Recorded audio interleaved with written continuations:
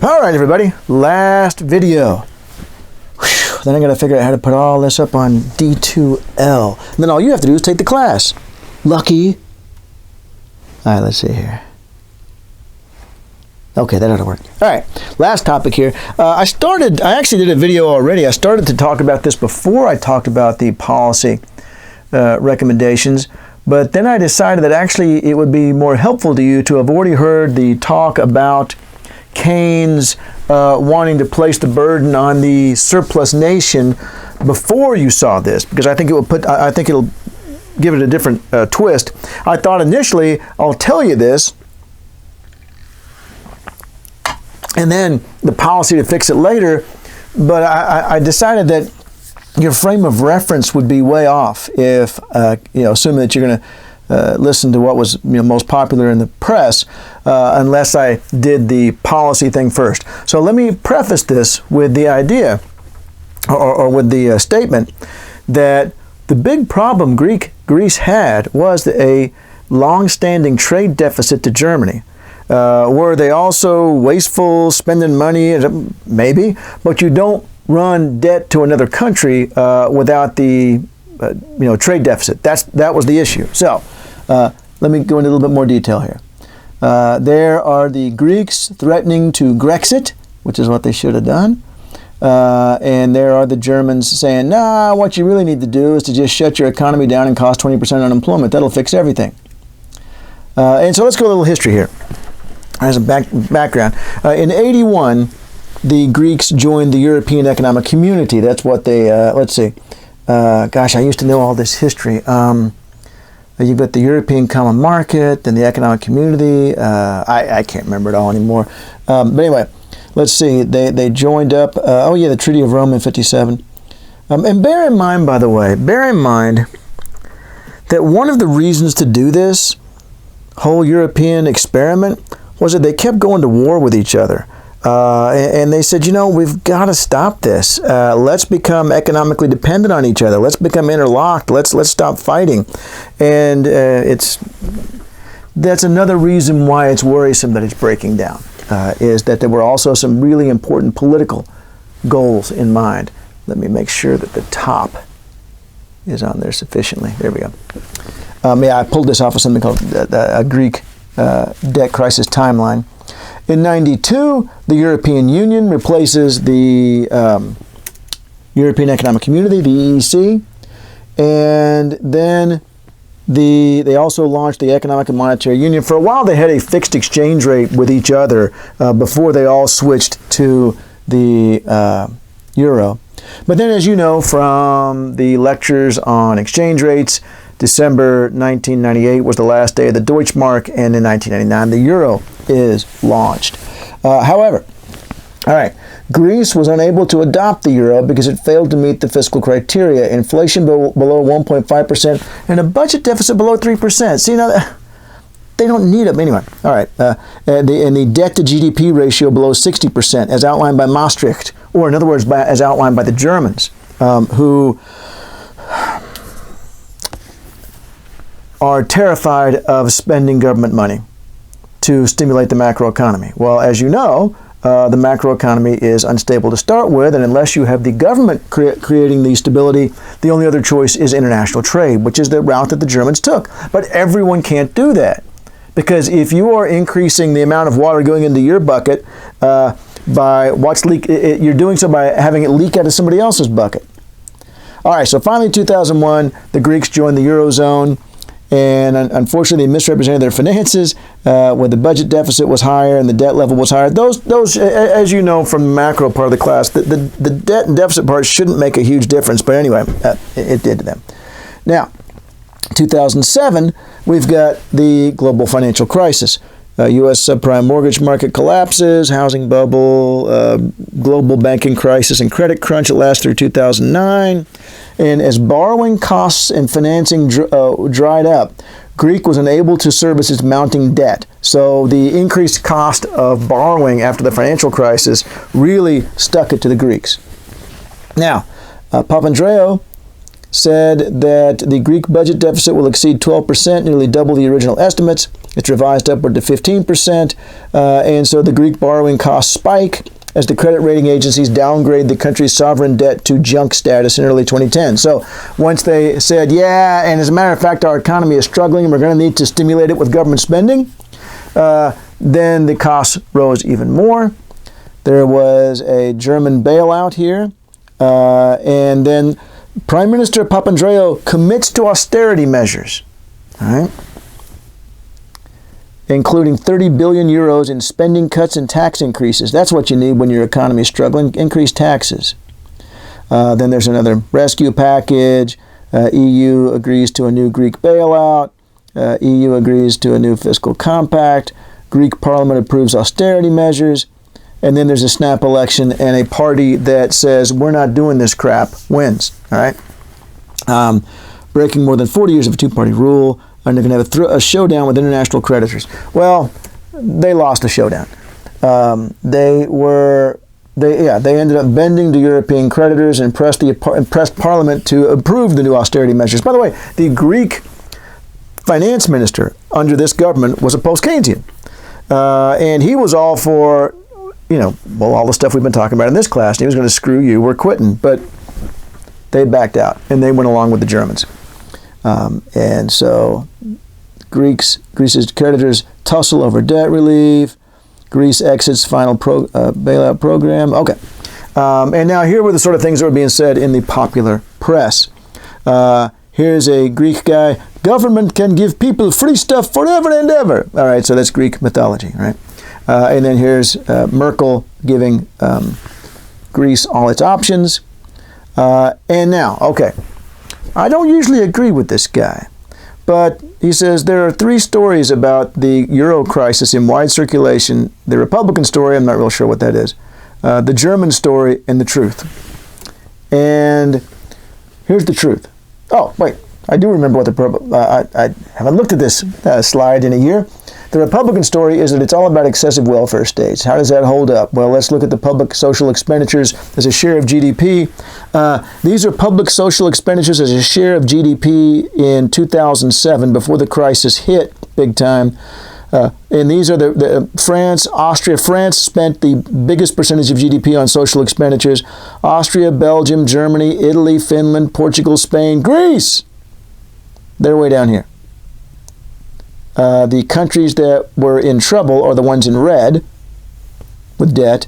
The French, the Austrians, the Belgians, and the Germans had a bigger, and the Finns had a bigger social expenditure as a percentage of GDP than the Greeks did. So if this is a function of excessive welfare states, then it really should hit France, Austria, Belgium, Germany first, but it didn't. And they say, let him that would move the world first move himself. Yeah, okay. And then the German story is that it's about fiscal, it's a hard word to pronounce, profligacy, spending a lot, running excessive deficits, budget deficits, that is. So here's the average budget deficit between the beginning of the euro and the in the beginning of the financial crisis. And Greece is there, and Italy. But Portugal doesn't stand out, and Spain and Ireland were models of virtue. So indeed, Greece did have a large budget deficit, as did Italy. The red ones, again, are all the ones that ended up in big trouble, the pigs. Ireland, actually, and Spain had surpluses on their budgets. But, okay, so here's the truth. Here's what really happened. As the crisis began to affect Greek economy, the country's GDP fell nearly 20%, and so they started excessive expenditures. Oh, I'm sorry. This is the Germans. This is a continuation of the German story. These lazy bastards. Oh, sorry. Well, that's a dictionary word. That's all this tax evasion and excessive expenditures that's causing the problem. And of course, we already know that the Germans actually were spending a higher percent of GDP on social programs. And now let's look at the balance of payments. All right, because this is where the real story is going to be. This is the trade balance. And when you look at the trade balances, notice that all the ones in red are all deficit countries, and not a single surplus country. These are trade surpluses over here on the far right. Not a single surplus country was one of the ones in big trouble. Estonia was way over here on the left, was not in deep trouble yet, and nor was the Slovak Republic. But the third one here is Greece. The second one is Portugal. This fifth one here is Spain. So something that they all did have in common was that they were all running trade deficits, not budget deficits, but trade deficits. Going back to this, the red is split. There's more on the budget deficit side than on the budget surplus side, but Spain and Ireland are on the budget surplus side, and they're two of the pigs. And then the social expenditures, actually, the red ones are kind of in the middle. All right, the countries that are actually in really good shape, France and Germany and Austria and Belgium, are actually to the left. So the first place we hit, where now they're all on the same side, is on the budget deficit, and that is indeed the problem. What we're basically looking at then is a balance of payments problem in which capital flooded south after the creation of the euro, leading to overvaluation in southern Germany. Now, I done written me an article one time on, and I'm not going to make you watch all this, but on how you could demonstrate what happened in Greece with different economic models. And so I'm using the monetary model here, the model that neoclassicals who would call themselves monetarists would use. And with their model, austerity makes sense. And again, I'm not going to make you go through it. Here, I'm doing the post-Keynesian one. Here's the ZD diagram, and here's where the BTFX line would be. And I'm going to point out that actually it makes it worse. And that the austerity does. I will point out, let's see. Okay, so what's different with the post-Keynesian view? There's no full employment assumption. There's no balanced trade assumption, as there is in the neoclassical one. I'm arguing with myself right now. Maybe I will say a little bit more about this. All right. So, the economists who said we should have austerity, what kind of models were they using? Models that already assumed full employment or a full employment tendency. Models that assume that trade tends towards automatic balance. So therefore, in their view, the attempts to further expand the Greek economy via government deficit spending only led to Greek inflation, which makes them uncompetitive. Solution: reverse the process via austerity, bring prices back down, and generate the trade surpluses necessary to repay the debtors.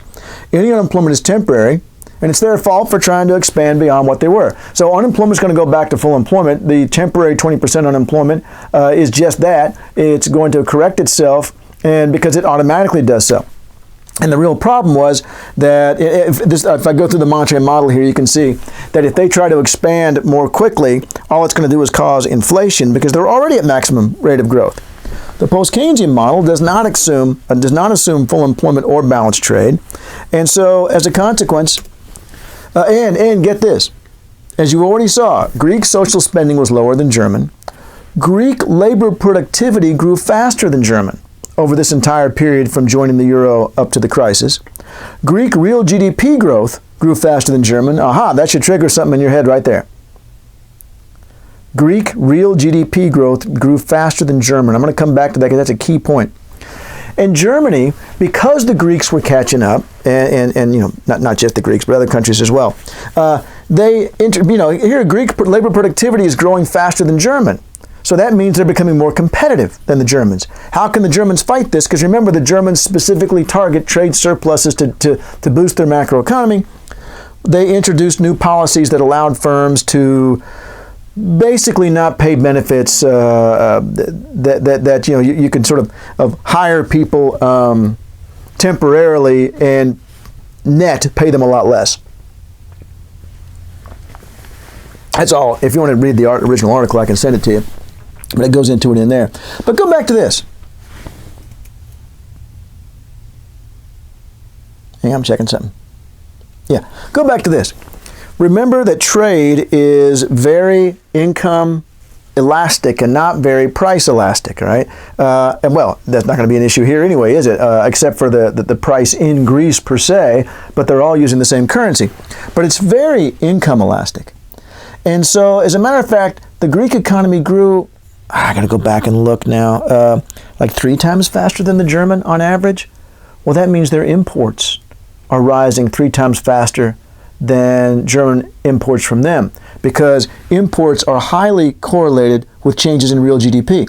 So if Greek real GDP is rising, then they are ending up with more and more imports from Germany. Plus, the Germans are making sure they can't compete. So, the post-Keynesian approach says that what's really going on is it's the structure. It punishes nations for growth. Here's the numbers right here. From their entry into the euro until 2008, Greek real GDP growth was nearly 3 times that of Germany. Because imports are so income elastic, Greek imports grew much faster than German, and trade deficits equal capital account surpluses, which is the same thing as external debt. All right. So if you look over here, current account as a percentage of GDP, and you can see that the German current account, that's their trade balance, is pretty healthy. The Greek one is going up and up and up. As their economy grows 3 times faster than the German, their percentage of GDP that is going out as imports is going up and up, which of course is wonderful for Germany. Now it starts to reverse down here only because we're starting to do austerity. And when you don't have as much income, you don't have as many imports. So in a flexible exchange rate regime, rising external debt puts downward pressure on the currency of the debtor, which helps to resolve the problem. It doesn't necessarily do it completely, but in the U.S., which is a single currency unit, on the other hand, what about in the U.S., which is a single currency unit like the Eurozone, our tax system shifts, it should be subsidies. I'm sorry, just take out shifts entirely. Our tax system subsidizes less competitive states while population shifts occur. So, in other words, with a flexible exchange rate regime, you could have expected Greek currency to depreciate, helping make up for their competitiveness. Maybe. We've also talked about why that might not happen in this course. But what about the U.S.? The U.S. is like a Eurozone. We all have the same currency. Why don't we have a Greece? Well, because our tax system redistributes income. If California is doing really well and West Virginia isn't, then California pays, people in California pay higher taxes, and people in West Virginia receive welfare and unemployment. And then hopefully what happens eventually, which is what is happening, is that people move out of West Virginia. But that there's, not this period of oh no, West Virginia owes California lots of money. We don't do it that way. And we have an advantage. It's easy to move from West Virginia to California, kind of. Certainly easier than it is to move from Greece to Germany if that was the situation. But the Eurozone doesn't have either one. The Eurozone doesn't have a flexible exchange rate. The Eurozone doesn't have fiscal policy that redistributes income to the struggling areas. And then it shows you who owns the most Greek debt. So the consequence is that superior economic growth rates lead to external deficits, which lead to rising external debt levels. And there is no built-in systemic solution. In fact, it's just the opposite. The system is unstable and self-destructive. See the last one? Okay, no, I have a couple more. So this is what I was saying before, that in a system where the burden is on the deficit country, it tends to break down because the deficit country is in a position of weakness, and the way we have typically organized monetary systems like that one is that the only solution is for the deficit country to throw itself into recession, which is what Greece did, which is what Spain did, and so on down the line. And all that does is then lower demand for German stuff. So we're now in a downward spiral. And this is the post-Keynesian guy. Let's see. A clueless political personnel in denial of the systemic nature of the crisis is pursuing policies akin to carpet bombing the economy of proud European nations in order to save them. So anyway, he's saying, look, it's a systemic problem. You're trying to blame it on individuals. It's a systemic problem. And what you're doing is you're causing 20% unemployment in Greece and Spain. Think about this. You contact the bank, you say, man, I'm in a lot of debt, and I don't know what I'm going to do. And the bank says, well, the first thing you do is quit your job. No. What economic problem is solved by 20% unemployment? This makes no sense. All right. So, in a perverse way, austerity... I was just saying that. In a perverse way, austerity does work since it lowers domestic GDP, which lowers imports. However, it also lowers the exports of the creditor nations. Furthermore, it creates high levels of unemployment, social unrest, and political instability. It could mean the end of the European experiment, and Brexit may be just the beginning. And here it's going through the World War I and World War II, and I think that's my last slide. Oh, no, it's not. Good Lord, I have a lot more. Good for me. Going through, let's see, estimated casualties in World War I. We have about 10 million military and 7 million civilian. In World War II, it's closer to 60 million in, 60 to 100. I've seen various estimates. All right.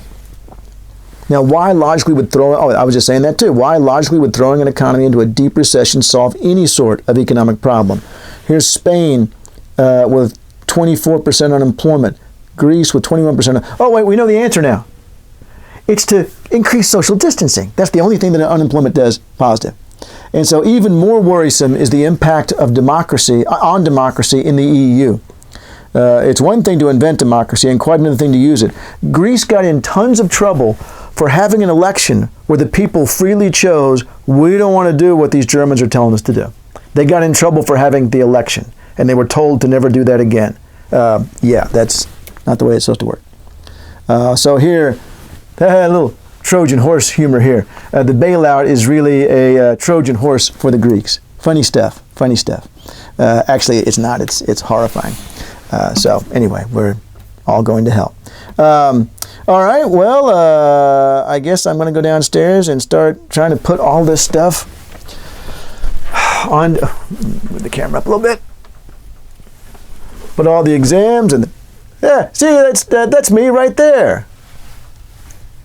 There I am. I believe I like to zoom out. I don't want to be that close. And you don't want it either. Who does? There we go. All right. I'm going to go downstairs, convert all these videos, upload the videos, link the videos in D2L. I got a lot of crap to do, but the videos are done.